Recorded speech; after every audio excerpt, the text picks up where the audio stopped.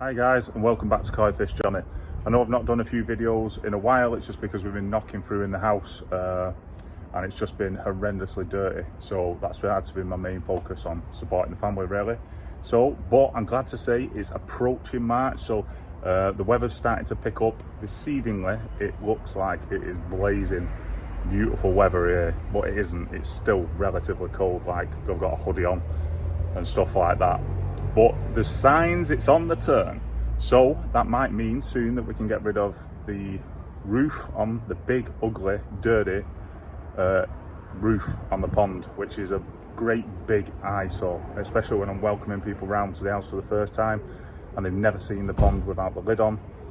Then it just looks horrendous, that on the top of the pond.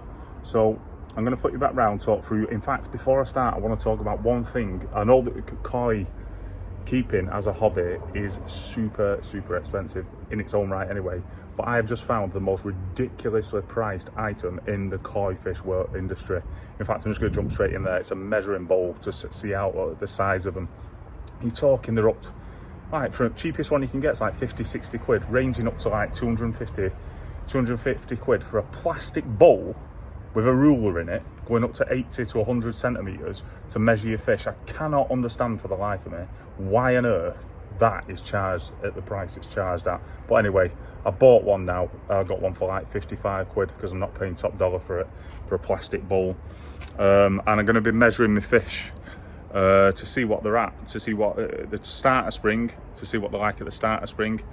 And then we'll measure them again come autumn and see what growth we've got in the total for the year.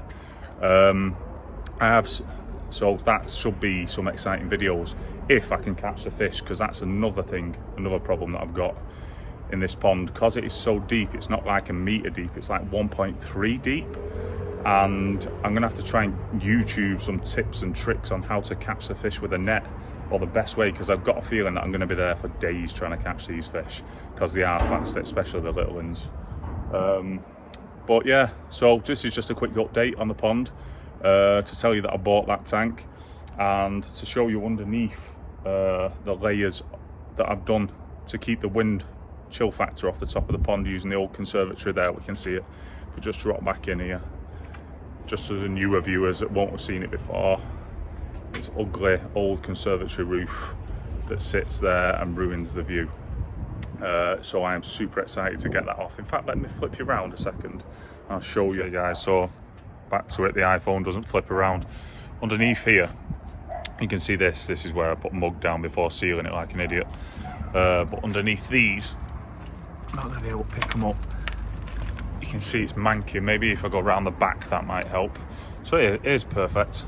So you can see they've been held down by the bricks, and I've recently moved them. It's left all the top surface a little bit disgusting, to be fair. So I think I've got a job on my hands when I do finally remove the top layer old conservatory roof and netting.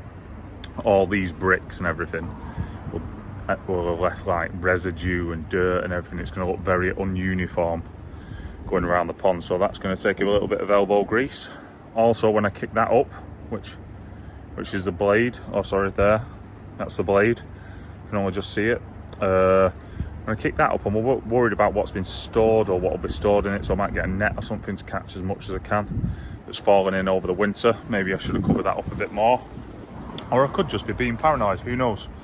So around this side, we've got the UV 55 down there, so I've got a new bulb arriving tomorrow morning so that can start, because they only do 6 months at a time, each bulb. You're supposed to replace it after 6 months. We've got the skimmer set at 20, and we've got, just 1 second just to confirm there, yep, the skimmer set at 20, and I recently put the bottom drain up to 30 from 40, and the reason is I did a quick little 20% water change. So just to freshen things up coming into the spring. As you know, spring can be a bit challenging. So there you go, you can see I'm gonna have a job on my hands cleaning this off. But like I did it at the front, it was just a bit of elbow grease and water. But I honestly cannot wait to get this disgusting thing off the top of the pond, get that window back exposed, get the insulation hid until the winter, and get all the tops cleaned like this. And like this, you can see I've not gone to town on that yet. Oh yeah, here's another mistake I made. This is how I stored the food, the wheat germ, over the winter, because I burst the bag, was in these baby things. But like a fool, in the winter, it's eroded and left that on there. But I've got some iron out. That's what my wife says will get rid of it. Get rid of that nasty stain. Stainless steel. Anyway, the fish seems to be a bit nosy here at the minute. They have been eating quite a lot of the wheat germ. Let's pop over the top. You can see a little bit. We're not going to get the greatest angles, are we? Let's face it, until I get rid of this conservatory roof off the top. You can see quite a few of them in there now. Quite low down, they are low down. Let's go back to the window. Yeah, you can see there, if we drop to horizontal with a window, or level with the window, you can see no fish. So that window's 60 centimeters high. So they're all down there. Because it is, like I said before, still cold despite it appearing warm. Right, I'm gonna flip you back round. Okay guys, so that was a little update on the pond. So some exciting, very exciting times to come this year. I mean, the start of spring is exciting to everyone in the koi world. I think it's buzzing.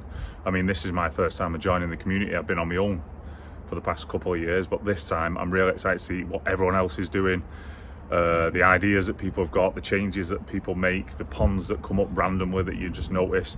I'm super excited to see everything. I'm really excited to measure the fish, but I'm really concerned about whether I'm going to be able to catch them, if I can catch them with my net. Now I am going to need some tips, so if there's anyone that's watched the whole video that has ideas, tips, or anything on how best to catch the fish with your landing net.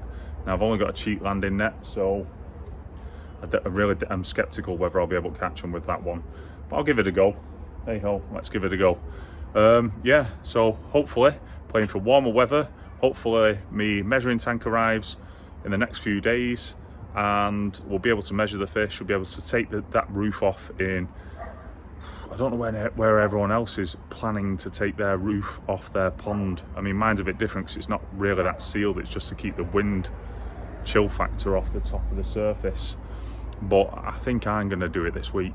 I think maybe this weekend, because I've not got that much on this weekend for the first time in ages. So yeah, thanks. Please like and subscribe to Koi Fish Johnny. I hope you've enjoyed this video, and I am super stoked to be bringing more to you. Take care, stay safe and happy, looking after your fish.